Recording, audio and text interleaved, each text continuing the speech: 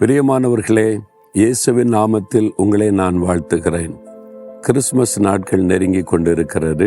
Christmas பண்டிகை கொண்டாட நீங்கள் ஆயத்தமாய் கொண்டிருப்பீங்க. இந்த கிறிஸ்மஸ் காலத்தின் நற்செய்தி ஒன்றை உங்களுக்கு நான் சொல்லுகிறேன். நான் நின்று பேசுகிற இடம் இயேசு பிறந்த பெத்லகேம் என்கிற அந்த ஊர். அந்த பெத்லகேம் இப்போ ஒரு பெரிய பட்டணமாக இருக்கிறது. 2000 வருஷத்துக்கு முன்னால் ஒரு சின்ன ஊராக இருந்திருக்கும்.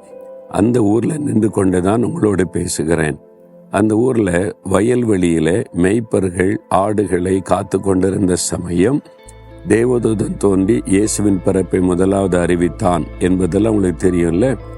அந்த வயல்வெளியில் இருக்கிற ஒரு அருமையான ஒரு பேரீச்சம் மரம், அதுக்கு முன்னால் நின்று கொண்டு உங்களோடு பேசுகிற ரொம்ப செழிப்பாக இருக்குது.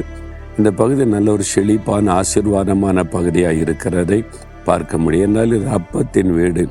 பெத்லகேம்னா அப்பத்தின் வீடுன்னு அர்த்தம். செழிப்பான ஒரு இடம். தாவீது பிறந்து வளர்ந்த ஊர் இதுதான். ரூத்து நகோமி உடைய சொந்த ஊர், அதனுடைய மருமகளாக ரூத்து வாழ்ந்த ஒரு இடம் இதுதான்.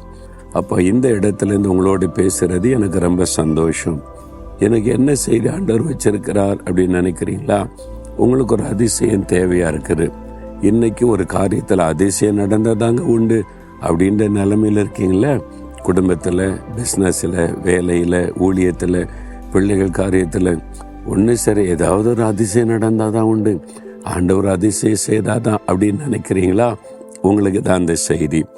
நீங்கள் ஏசாயா 9:6 இயேசுவின் பிறப்பை குறித்து தீர்க்க தரிசனம் சொல்லும்போது, நமக்கு ஒரு பாலகன் பிறந்தார், நமக்கு ஒரு குமாரன் கொடுக்கப்பட்டார், கர்த்தருத்துவம் அவர் தோளின் மேல் இருக்கும், அவர் நாமம் அதிசயமானவர். இயேசுக்கு நிறைய பெயர் கொடுக்கப்பட்டது. அதில் ஒரு பெயர் அதிசயமானவர். இன்னைக்கு அதிசயமான இயேசு தான் உங்களோடு பேசுகிறார்.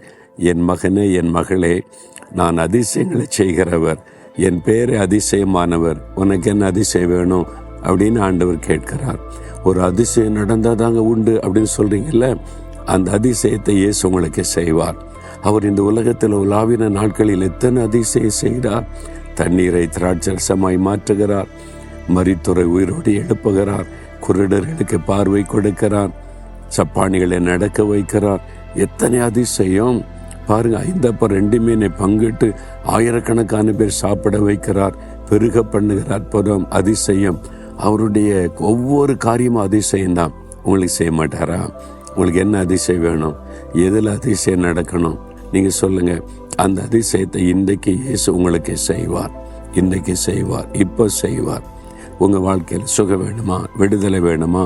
உங்களுடைய கடன் பிரச்சனை மாறணுமா? பிரச்சனை நீங்கணுமா? அதுக்கு தான் இயேசு வந்தார். அதுக்கு தான் சிலுவையிலே மரிக்கத்தனை ஒப்பு கொடுத்தார், உங்களுக்கு அதிசயம் செய்ய. அப்போ எதில் அதிசயம் வேணும்? அதை கண்முன்னால நிறுத்துங்க, இருதயத்தில் கை வைங்க. இயேசுவே, நீர் அதிசயமானவர் என்பதை விசுவாசிக்கிறேன். நீர் அதிசயங்களை செய்கிற தேவன் என்பதை விசுவாசிக்கிறேன். எனக்கு இன்றைக்கு இந்த காரியத்தில் ஒரு அதிசயம் வேணும்.